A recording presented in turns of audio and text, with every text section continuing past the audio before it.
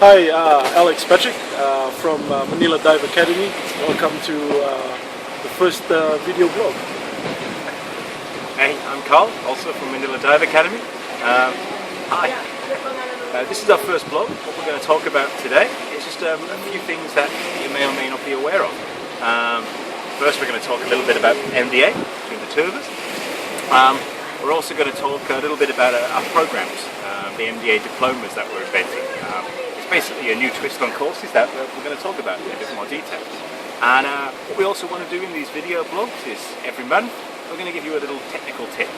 So this month we thought we'd use a topic that relates to all divers, and that is how do you maintain your equipment, especially after diving. What do you do? How do you clean your rigs? How do you clean your PCBs after diving? awesome.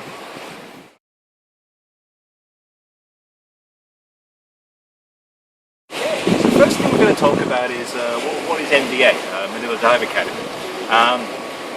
Hopefully watching this video you're already aware of our website and what we're trying to do. So we just wanted to give everyone a quick introduction on who we are, how we came about, and what our goals were. So Manila Dive Academy actually came about mainly through myself, Alex, and our third party, Mac, who unfortunately can't be here today. She's still in Ireland. She'll be back very soon. We talked about the idea of setting something up, and what we wanted to do was a dive school that offered something different from the other dive schools. I guess really what we wanted to do is courses that we liked. We wanted to add value to those courses and really give people training they could be happy with. So they came out of the course really with a set of skills they needed as opposed to just a certification. And that's really where we're going. And I guess that's how it started, really. We are three different people from three different backgrounds. Just the passion for diving has really brought us together. So, right about now, Manila Dive Academy, we've been set up for a few weeks now, bordering on months. We officially launched on 15th of August, so things have been going pretty well.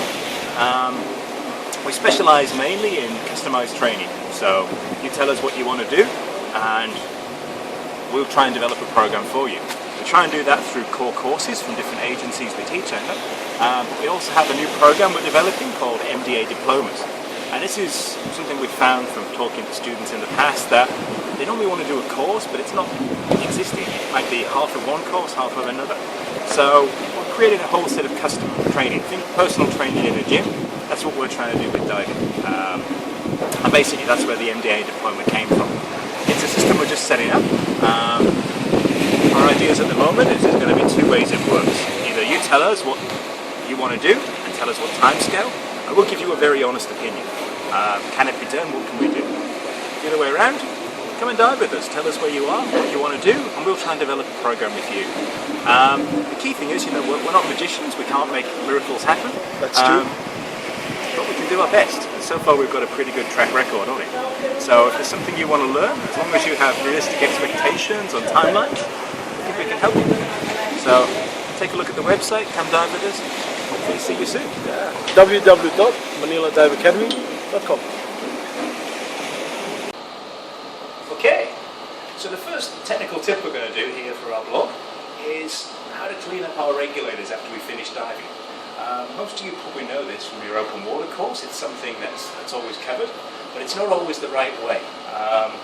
More importantly, it's not always the way that's best for your equipment. So what we want to do is just give you a quick overview of how we recommend doing it, and that should make your equipment work better and also last longer. The first part is when we finish diving, how do we do things? A lot of people like to take off their regulator from their tank, blast away with the tank, so we get this kind of noise. Clean the dust cap. The first thing to remember is if you want to clean your dust cap, that's okay, I guess. But it's very important that you don't turn the gas on and actually push air on the regulator. All that does is it actually forces water droplets around the outside of the regulator, and it forces them inside the first stage. So it actually pushes water in there that normally wouldn't be there, pushes it through the filter. So that's a big no-no. So we advise everyone, never use the gas unless you really want to just dry just the dust cap. Although that isn't always necessary, as I'll explain shortly. The second thing is, how much have we used the reg? How long has it been in the sun? If we've used the reg relatively recently and the salt and the water isn't too corroded onto it, all we really need is a quick rinse. If it's been badly treated and it's not been rinsed for a long time, then we need to do a bit more. In that case, we may need to soak it. The general advice we give is if you ever need to soak your regulators, never do it without the reg being pressurized. If you pressurize the reg, water can't get inside. So the easiest way to do this is just to leave your tank switched on and put the whole tank along with the regulator inside the sink. Obviously these are twin tanks we've got here for demonstration. Normally it would be a single tank. But even with twin tanks you could do the same thing. We just have twin tank regulators rather than a single tank setup. Okay, so obviously it's not always the case that our regulators have been used a lot. Sometimes they only need a rinse. So what I'm going to do is quickly show you how we rinse our regulators and how we recommend you rinse yours. First step is just the same as everyone knows. Switch off the tank, depressurize the system, and we remove the reg. So nothing different at this point, it's just standard regulator. As I said, the worst thing we find you can do now is to actually open the tank and blow any water moisture you have around here back inside the regulator. That's something we really don't want to do. If you feel there's lots of water moisture here on the tank, don't worry, it'll dry off itself naturally. As long as it doesn't go inside the reg, that's fine. To actually clean the reg, a lot of people like to put on the dust cap. So we put it on nice and tight, and then we put it inside a rinse tank. Again, if the dust cap's on nice and tight, it can work. It's no problems. But it's the same pressure as the outside air. So when you put it in a deep rinse tank, the pressure inside the reg will be smaller than the pressure outside the reg. So if there's any leaks or the dust cap doesn't seal well, water will get in. So again, it's not something we recommend. That's why we always tell you to pressurize the tank and the regulator if you're going to put it into soak. The best way to clean is not to use the dust cap. It says a dust cap is for dust. It's not a waterproof seal, it's a dust cap. We take off the dust cap, and for the waterproof seal, we use our finger. So we just put our finger over the hole. Yeah? This actually forms a much better waterproof seal than most dust caps.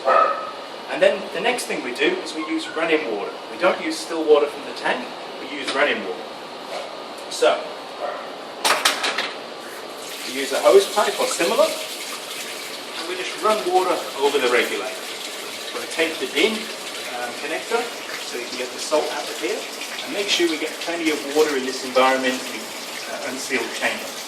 This is running water, cleans a lot better. Just give the rig a good rinse. If you have hose protectors, make sure you clean underneath. Once you've finished cleaning the first stage, hold it upside down and move it away. For the second stages, it's a similar process. What we need to do is again use running water. You clean one side of the regulator, clean the inside of the regulator, and what's important here is we don't press the purge button. If we press the purge button, water actually enters the second stage to make its way up the hose. So we don't press the purge button.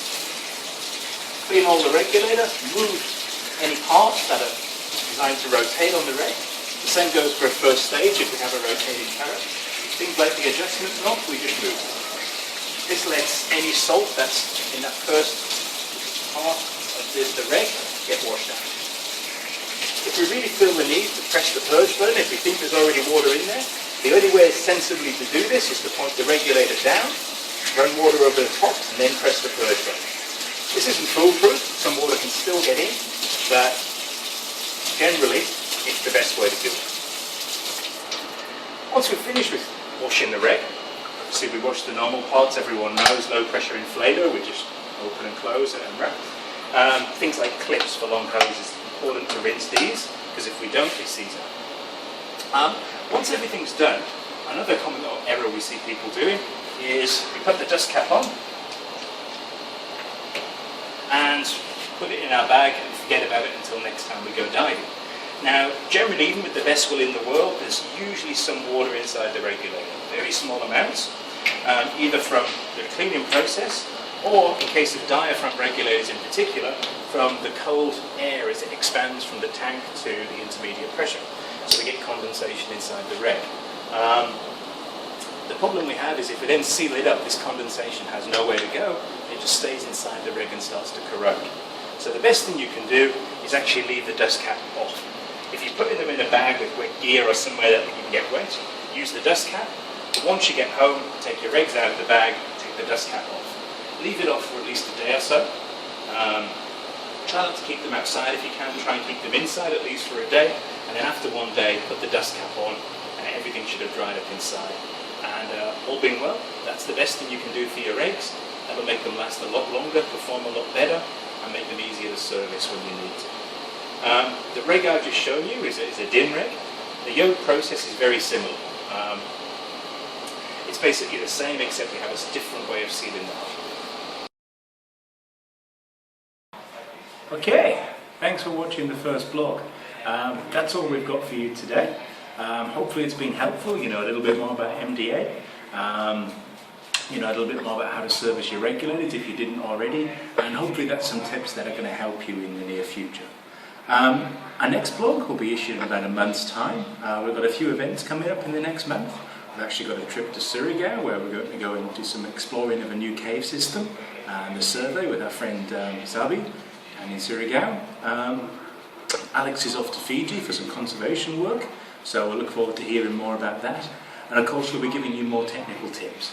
Next month we're going to focus a lot more on side mount, something we feel passionate about. So hopefully we'll see you then. Thanks.